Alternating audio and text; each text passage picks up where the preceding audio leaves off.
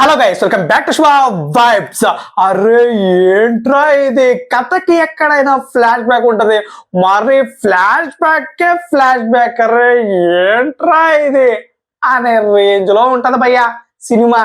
Yes, అసలు ఎక్కడైనా సరే ఒక కథకి ఫ్లాష్ బ్యాక్ అనేది చూస్తాం. ఏ సినిమాలో అయినా సరే ఒక కథ నడుస్తూ ఉందంటే అరే ఏంట్రో ఉందిరా, అరే ఏమో జరగబోతుందిరా, ఫ్లాష్ బ్యాక్ లో ఏమో జరిగిందిరా అని మనము ఒక ట్విస్ట్ ఫీల్ అవుతాం అనమాట. బట్ మన రవణ మామూలు కాదు కదా. Flash back first time hero చరిత్రలోనే ఒక ఫ్లాష్ బ్యాక్ సినిమాకి ఒక్కో ఫ్లాష్ బ్యాక్ ఇంకో ఫ్లాష్ బ్యాక్ చూపించాడు. ఆ ఇంకో ఫ్లాష్ బ్యాక్ చూపించాడు. మామూలు కాదు రవణ, ఏరా లెవెల్ అన్న అంతే. ఇంకా రివ్యూకి వచ్చేస్తే మనకు ఫస్ట్ ఆఫ్ ఆల్ మన స్టోరీ గురించి మాట్లాడుకుందాం. సో ఈగ స్టోరీ అనేది అనుపమ నుంచి మొదలవుతుంది అనమాట. హీరోయిన్ అనుపమ పరమేశ్వర్ అసలు రవితేజ గారి స్టోరీ రాస్తుంది. సో ఆ స్టోరీ గురించి గవర్నమెంట్ అయితే ప్రశ్నిస్తుంది అనమాట. సో ఆ ప్రశ్న వెనకాల ఏముంది, అసలు ఎందుకు ప్రశ్నించింది, సో ఆ కథనం వెనకాల ఏం ఆ స్టోరీ అనేది ఈ సినిమా మొత్తం స్టోరీ.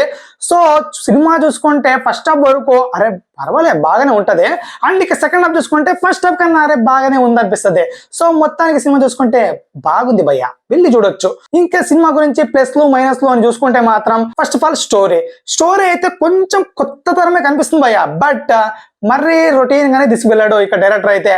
కథ అయితే కొంచెం ఫస్ట్ హాఫ్ వరకు కొత్తగా నడిచిన అరే ఇక సెకండ్ హాఫ్ వచ్చేపాటికి రొట్టలాగే పోతుంది అంతే. ఇంకా నెక్స్ట్ ప్లస్ పాయింట్ రవితేజ గారు. అసలు రవితేజ గారి కిర్రాక్ యాక్టింగ్ భయ్య, అండ్ ఇంకా చెప్పనవసరం లేదు యాక్టింగ్ గురించి. ఫుల్ హెయిర్స్, గడ్డము, సో మొత్తానికి చాలా క్లాసిక్ గా అండ్ మాసివ్ గా ఉన్నాడు. ఆ క్యారెక్టర్ కి అండ్ ఆ మేక్ ఓవర్ కి నిజంగా భలే సూట్ అయింది.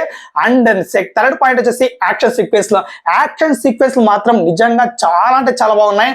అసలు ఎక్కడ కూడా పేరు పెట్టడానికి లేదు. అండ్ ఇక అక్కడక్కడ సీన్స్, క్లైమాక్స్ కానివ్వండి, అండ్ ఫస్ట్ హాఫ్ లో ఒక సీను, సెకండ్ హాఫ్ లో ఇంకొక సీను, ఇలాంటి ఒక 2-3 సీన్లు అయితే టాప్ నచ్చగా అనిపిస్తాయి. అంటే అర్రే బాగున్నాయిరా, సూపర్ అనిపిస్తాయి. అండ్ ఇంతవరకు బాగానే ఉంటది. ఇక మనకి మైనస్ పాయింట్స్ చూసుకుంటే బీజిఎం భయ్య, నాకైతే బీజిఎం అంతగా అనిపించలేదు. ఓకే బాగుంటది, కొన్ని సీన్స్ ఎలివేట్ కూడా చేస్తుంది. బట్ ఎలివేట్ చేయడానికి అక్కడ సీన్స్ ఉండాలి కదా. మన డైరెక్టర్ ఏం చేస్తాడంటే కొన్ని చోట్ల ఎలివేట్ చేయాల్సిన సీన్స్ కూడా ఫ్లాట్ గా తీసుకెళ్లిపోయాడు. సో అక్కడ కొంచెం డిసప్పాయింట్ అనిపిస్తుంది. బట్ మొత్తానికైతే బీజిఎం అంత హైప్ ఎక్కించే విధంగా అయితే ఉండదన్నమాట. సో మన థియేటర్ నుంచి బయటకు వచ్చిన ఏ బీజిఎం కూడా పెద్దగా గుర్తుండదు.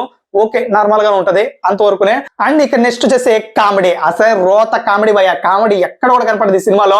అసలు ఒక్కొక్క చోట పేలినా గానీ మనకి అక్కడే మర్చిపోతాం అంతే, ఇంకా మళ్ళీ గుర్తు చేసుకుని నవ్వురాదు, అలా ఉంటది ఆ కామెడీ అయితే. ఖచ్చితంగా బాగుందనే ఫీల్ తోనే మనం బయటకు వస్తాం.